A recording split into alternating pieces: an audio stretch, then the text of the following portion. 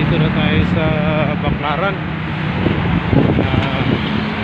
May pupuntahan tayo mga kababayan ko. Welcome to my vlog, to my channel. Magandang hapon po sa inyo lahat.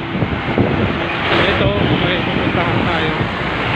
Kaya naglalakad tayo ngayon. Napakita ko lang sa inyo yung view, kung gaano nakaganda ang Baclaran ngayon. Ayan ay dun sa may bandang yun yung papuntang MOA. Dating tambak yan ha. Dating tambak. Ngayon ay puro building na. Puro commercial building. At lahat may mga buildings mo na malalaking buildings, mga matataas na buildings. Dating tambak, dating reclamation area. Ngayon ang laki na ng tulong sa ekonomiya ng Pilipinas. Halos dyan sa condo na yan, halos mga inchik ang nakatira.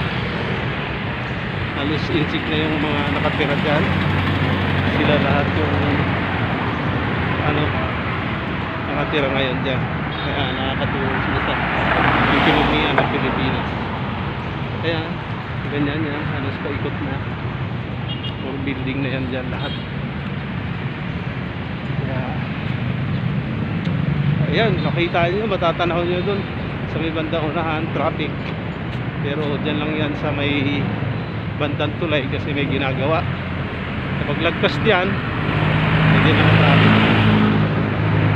Maraming salamat mga kababayan, mga kaibigan natin sa YT na sumasaybay-bay sa aking channel, Oliveros Vlog TV Weeks. Maraming salamat sa inyo. Ito'y makikita ninyo yung kaibahan na ngayon sa dati. Yung side na yan puro yan, bakawan at saka dagat dyan sa lugar na yan. Pero ngayon makikita mo na yan, puro building na, puro establishment na yung area na yan. Ayan, marami ang pasahero nag-aabang uwi sa kanilang probinsya. Tapos karamihan dito mga Kabitinyo, at di naman Kabitinyo, nakakuha na ng bahay sa Cavite. Nagdunod sila na uwi. Ayan, natin nyo, medyo may kalat-kalat na basura. Naman tayo, kulang isang palo pa para maging disiplinado tayo lahat. Ayan, kita nyo naman, masukal na yung banda dyan, no? Marami na rin mga kahoy-kahoy. Marami yung mga uuwi ng probinsya, nag-aabang na sasakyan.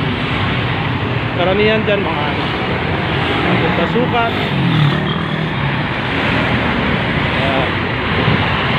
Maraming salamat guys, magsubaybay ng aking channel. May mga tinda-tinda dito. Yan, maraming salamat.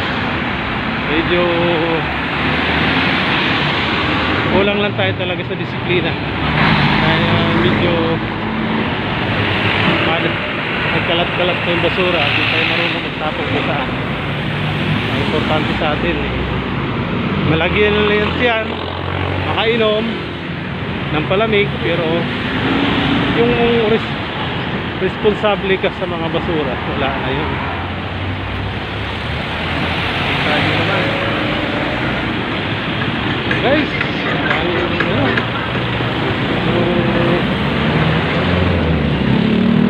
yung area na to, daming tao na.